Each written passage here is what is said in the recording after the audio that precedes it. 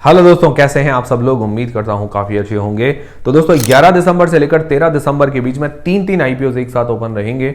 उनमें से एक आईपीओ है साई लाइफ साइंस का आईपीओ। तो इस वीडियो के अंदर हम रिव्यू करेंगे इस आईपीओ का और जानेंगे कि इस आईपीओ में अप्लाई करना चाहिए या नहीं करना चाहिए। तो सबसे पहले क्या है कि हम इसका एक अंदाजन ग्रे मार्केट का प्रीमियम देखेंगे, इससे हमें थोड़ा बहुत लिस्टिंग गेन्स का अंदाजा हो पाएगा। फिर इस कंपनी की डिटेल्स के वगैरह के बारे में जानेंगे, मतलब ये कंपनी काम क्या करती है, कौन से सेक्टर की कंपनी, फ्यूचर कैसा रह सकता है। फिर इसके फाइनेंशियल्स और फंडामेंटल्स के बारे में जानेंगे, मतलब कंपनी प्रॉफिट मेकिंग है या लॉस मेकिंग है और अपने जो भी कंपटीटर्स वगैरह उनसे महंगी है या सस्ती है। फिर इस आईपीओ की डिटेल्स के बारे में जानेंगे। अंत में हम जानेंगे कि क्या इस आईपीओ में अप्लाई करना चाहिए, नहीं करना चाहिए, और करे तो लिस्टिंग गेन्स के हिसाब से या लॉन्ग टर्म के हिसाब से। सारी चीजें मैं क्लियर करूंगा, बट डिसीजन आपको अपनी रिस्क, अपना एनालिसिस लगा के बनाना है। और दोस्तों वीडियो शुरू करने से पहले दोस्तों टेलीग्राम, इंस्टाग्राम, व्हाट्सएप चैनल की लिंक डिस्क्रिप्शन के अंदर आपको मिल जाएगी।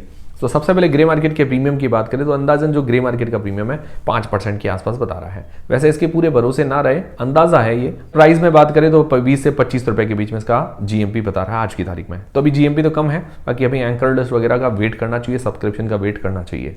फिर इस कंपनी की डिटेल्स के बारे में जानते हैं। तो कंपनी 1999 मतलब 1999 के अंदर इनकॉर्पोरेट हुई थी। करीब 25 साल हो गए अपने इस सेक्टर के अंदर, तो काफी अच्छी बात है। तो ये कंपनी क्या करती है, फार्मा और बायोटेक कंपनी जो होती है उनके लिए स्मॉल मॉलिक्यूल जो केमिकल होते हैं वो ये मैन्युफैक्चर करती है या उनके लिए रिसर्च करती है।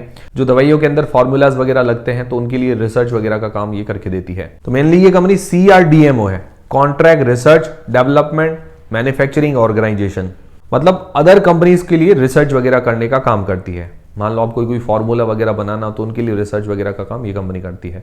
280 कंपनीज को ये सर्विसेज वगैरह दे चुकी है और जो टॉप 25 फार्मा कंपनीज है उनमें से टॉप 18 कंपनीज को ये सर्विस दे चुकी है। काफी अच्छी बात है। तो ये सेक्टर तो ठीक है पर हाईली कॉम्पिटिटिव सेक्टर है। तो इसके अंदर क्या है कि बाकी सारे फैक्टर्स जो है अच्छे होने चाहिए। फाइनेंशियल्स, फंडामेंटल्स, फाइनेंशियल्स 2022 से 2024 तक दिए गए हैं और FY25 के 2 क्वार्टर्स के दिए गए 30 सितंबर 2024 तक। तो अगर इसके एसेट्स देखते हैं तो 2100 करोड़ से 2400 करोड़ रुपए में कुछ खास ग्रोथ तो नहीं है, ठीक ठाक ग्रोथ है। फिर रेवेन्यू 897 करोड़ से 1494 करोड़ रुपए हुआ, ये ठीक ग्रोथ देखने को मिली है रेवेन्यू के अंदर। प्रॉफिट 6.23 करोड़ से 82 करोड़ रुपए के आसपास हुआ है। प्रॉफिट मार्जिन 5.5% के आसपास निकल कर आते हैं, ठीक है। बाकी प्रॉफिट मार्जिन्स थोड़े बड़े हैं, ये अच्छी बात है। बाकी इसकी नेट वर्थ बड़ी है, ड्रॉइंग्स मतलब उधारी है 764 करोड़ रुपए की, और आईपीओ से जो पैसे जुटाएगी उससे 720 करोड़ रुपए अपनी उधारी चुकाने के अंदर काम में लेने वाली है। मतलब आईपीओ के बाद ऑलमोस्ट ये डेट फ्री कंपनी हो जाएगी। मुझे बहुत अच्छी बात लगी। मतलब कोई भी पैसा जुटा रहा है तो कंपनी को मजबूत करने के लिए पैसा काम में ले रहा है, तो कितनी अच्छी बात है। तो फाइनेंशियली कंपनी काफी स्ट्रांग नजर आ रही है और आईपीओ के बाद और स्ट्रांग हो जाएगी। फिर इसकी ROE 11%, ROC 16% की, ये भी ठीक है। पी इसका प्राइस टू अर्निंग्स रेशियो 125 का निकल कर आता है, फेस वैल्यू 1 रुपए पर। अदर कंपनीज है जैसे डिवीज लैब है, सुएन है, उनका पी करीबन 60 से लेकर 80 के बीच में निकल कर आता है। तो अदर कंपनीज के मुकाबले छोटी कंपनी भी है, वैल्यूएशंस भी महंगी है। प्राइस टू बुक 10 का निकल कर आता है इसका, अदर कंपनीज का 6.5 से 7 के बीच में है। तो प्राइस टू बुक के हिसाब से भी महंगी वैल्यूएशंस है। तो वैल्यूएशंस के मामले में बहुत महंगी है। मतलब फाइनेंशियली तो ठीक है, फाइनेंशियली स्ट्रांग है, बट वैल्यूएशंस बहुत महंगी, ये बहुत बड़ा नेगेटिव है। तो जैसा मैंने आपको पिछले वीडियो के अंदर बताया था एक अमेजिंग प्लेटफॉर्म यूनिवेस्ट के बारे में। यूनिवेस्ट के पास 40 लाख प्लस यूजर्स हैं और ये आपको मदद करता है बैड इन्वेस्टमेंट से एग्जिट करने में और स्टॉक मार्केट और कमोडिटीज में इन्वेस्टमेंट करने में।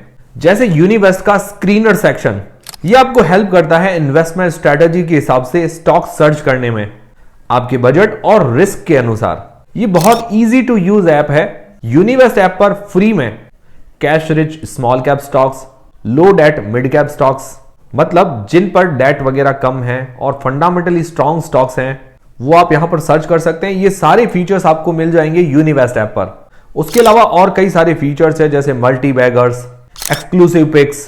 तो ये यूनि रिसर्च का जो सब्सक्रिप्शन प्लान है 183 रुपीज पर मंथ से स्टार्ट होता है और यूनिवेस्ट ऐप को लिंक से डाउनलोड करने पर 5 फ्री ट्रेड कॉल्स और 7 डेज के लिए यूनि रिसर्च के प्रीमियम फीचर्स मिलेंगे फ्री में। तो यूनिवेस्ट ऐप की जो लिंक है वो मैंने डिस्क्रिप्शन और पिन कमेंट के अंदर प्रोवाइड करवा दी है, चेकआउट करना मत भूलिएगा। फिर इस आईपीओ की डिटेल्स के बारे में बात करें तो 11 से लेकर 13 दिसंबर के बीच में ये आईपीओ ओपन रहेगा। फेस वैल्यू है 1 रुपए पर शेयर। 522 रुपए से लेकर 549 रुपए के बीच में इसका प्राइस बैंड रखा गया है। 27 मतलब 27 शेयर्स का ये लॉट है। इसका टोटल इश्यू साइज है 3042 करोड़ रुपए का। फ्रेश इश्यू है 950 करोड़ रुपए के, जिसके अंदर 720 करोड़ रुपए इसकी उधारी चुकाने के अंदर काम में लेने वाली है। काफी अच्छी बात है।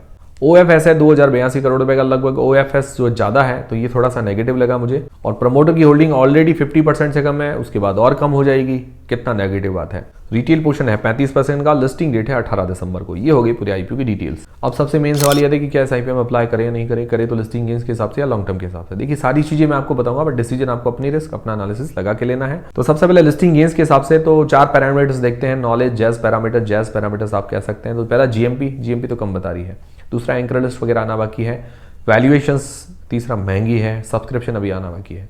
तो अभी 2 फैक्टर्स तो रिस्की नजर आ रहे हैं 4 में से, एक फैक्टर और रिस्की नजर आ गया, मतलब उसको कोई खास नहीं आया, तो थोड़ा ज्यादा रिस्क हो सकता है लिस्टिंग गेन्स के हिसाब से। बाकी देखिए डिसीजन आपको खुद को बनाना है, आपको क्या करना है। फिर लॉन्ग टर्म के हिसाब से इसके पॉजिटिव्स नेगेटिव्स दोनों ही देख लेते हैं। पॉजिटिव्स में ये है कि सेक्टर इसका बढ़िया है, भले ही कंपिटिटिव सेक्टर हो पर सेक्टर ये अच्छा है, डिमांडिंग सेक्टर, हमेशा इसकी डिमांड वगैरह रहती है।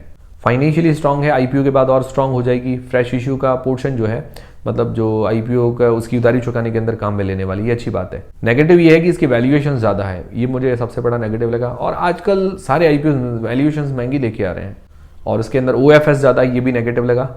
और प्रमोटर की होल्डिंग कम है, ऑलरेडी लगभग 40% के आसपास है, बाद में और ज्यादा कम हो जाएगी, ये बहुत बड़ा नेगेटिव है। प्रमोटर की होल्डिंग मिनिमम, अगर उसको सही कंपनी चलानी है, खुद फैसले लेने, तो 51% होनी ही चाहिए। तो ओवरऑल देखिए तो कंपनी के अंदर पॉजिटिव्स भी हैं कुछ, जैसे फाइनेंशियली स्ट्रांग कंपनी नजर आ रही है, डेट फ्री कंपनी है, अच्छी बात है। बट जो इसके नेगेटिव्स है ये थोड़े ज्यादा हावी हो रहे हैं।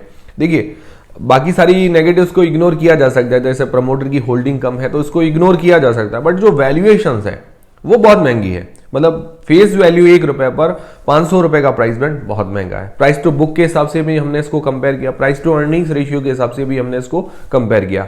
मतलब ये लग रहा है कि जो आईपीओ में इन्वेस्टर सप्लाई करते हैं, जो लिस्टिंग गेन्स मिलना चाहिए, जो लॉन्ग टर्म में फायदा मिलना चाहिए, वो कंपनी ने पहले से ही ले लिया हो। तो लॉन्ग टर्म के हिसाब से तो ये थोड़ा रिस्की नजर आ ही रहा है। हाँ, लिस्टिंग गेन्स थोड़ा बहुत मिल जाए तो वो अलग चीज है, वो मार्केट पर डिपेंड करेगा। और काफी लोग कहते हैं कि भाई महंगा था, इस आईपीओ में मिल गया, उस आईपीओ में थोड़ा बहुत लिस्टिंग गेन्स मिल गया। तो ये लिस्टिंग गेन्स मिलना ये शॉर्ट टर्म के लिए चीजें होती है, बट जो वैल्यूएशन है महंगी है तो महंगी ही रहेगी, सस्ती है तो वो सस्ती ही रहेगी। और देखिए मैं आपको पॉजिटिव्स नेगेटिव्स वगैरह बता देता हूं, उसमें बहुत सारी चीजें आपके क्लियर हो जाती है। अगर आप ध्यान से वीडियो देखिएगा तो सारी चीजें क्लियर हो जाएगी। और देखिए डिसीजन, कोई भी आप इन्वेस्टमेंट करते हो, डिसीजन आपको खुद को ही बनाना होता है, क्योंकि आपका पैसा है तो आपको रिस्क कैसे लेना है वो आपको खुद को सोचना होता है। किसी के कंधे पर अगर गोली चलाओगे ना, तो मतलब आपको कुछ सीखने को नहीं मिलेगा, और ना ही कुछ आप मतलब कर पाओगे, ना ही कोई पैसा बना पाओगे कि इसने कहा तो इन्वेस्ट करो, इसने कहा तो, ऐसा नहीं होता है। खुद डिसीजन बनाओ, और अगर आप हमारा वीडियो रेगुलर देखते हो तो आप खुद आसानी से डिसीजन बना पाओगे, ये पक्की गारंटी है। और वीडियो से जरूर आपको हेल्प मिलेगी अगर आप वीडियो थोड़ा सा ध्यान से देखोगे तो ओवरऑल जो है नेगेटिव थोड़े से ज्यादा नजर आ रहे हैं। बाकी ये भी मार्केट वगैरह का सेंटीमेंट देख के हमें डिसीजन बनाना चाहिए, क्या पता इसकी डिमांड वगैरह बन जाए, तो वो हमें देख के इसको पता लगना चाहिए कि भाई डिमांड है या नहीं है। ना तो इग्नोर करना है, ना कोई अप्लाई करने के लिए जल्दबाजी करनी चाहिए। तभी इस हिसाब से हमें डिसीजन बनाना चाहिए। आप लोग क्या करेंगे, अप्लाई करेंगे नहीं करेंगे, कमेंट करके बता दीजिएगा। वीडियो देखने के बाद अगर आपकी हेल्प हुई है, आपके डाउट्स क्लियर हुए हैं, तो वीडियो मुझे कमेंट करके जरूर बताइएगा, ताकि हमें भी मोटिवेशन मिलता रहे। तो ये थे सारे आज के अपडेट्स। उम्मीद करता हूँ हमारा वीडियो, हमारी जानकारी आपको पसंद आई होगी और हेल्पफुल रही होगी। हेल्पफुल रही तो वीडियो को एक लाइक जरूर करें, चैनल को सब्सक्राइब कर लें। मिलते हैं दोस्तों अगले वीडियो के अंदर। तो यूनिवेस्ट ऐप की जो लिंक है वो मैंने डिस्क्रिप्शन और पिन कमेंट के अंदर प्रोवाइड करवा दी है, चेकआउट करना मत भूलिएगा।